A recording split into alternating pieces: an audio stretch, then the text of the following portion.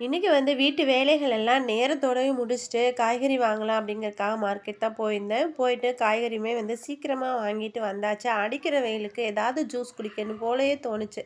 நான் இப்பலாம் வந்து பார்த்தீங்கன்னா, ரோஸ் மில்க் அடிக்ட்டாவே ஆயிட்டேன். எனக்கு அந்த டேஸ்ட் வந்து ரொம்பவே புடிச்சிருக்கு. ஜூஸ் எல்லாம் வந்து குடிச்சு முடிச்சதுக்கப்புறமா காய்கறி எடுத்து வைக்கிறதுக்காக ஃப்ரிட்ஜ் கிளீன் பண்ணலாம் அப்படின்னு வந்து ஸ்டார்ட் பண்ணது என்னவோ வந்து ஃப்ரிட்ஜ கிளீன் பண்ணணும் அப்படிங்கிறது தான். ஒரு வேலைய தொட்டு நெறைய வேலை வந்துருச்சு.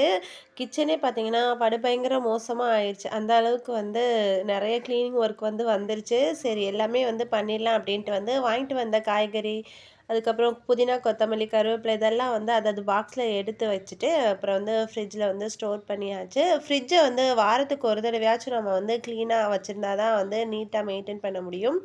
ஒரு வழியா வந்து கிச்சனையுமே வந்து கிளீன் பண்ணி விட்டுட்டேன். இன்னைக்கு எங்க தெருல ஒரு மேரேஜ் இருந்தது. அங்கேயுமே போயிட்டு நல்லபடியா பிரியாணி சாப்பிட்டு வந்தாச்சு. இன்னைக்கு டே சூப்பரா போச்சு.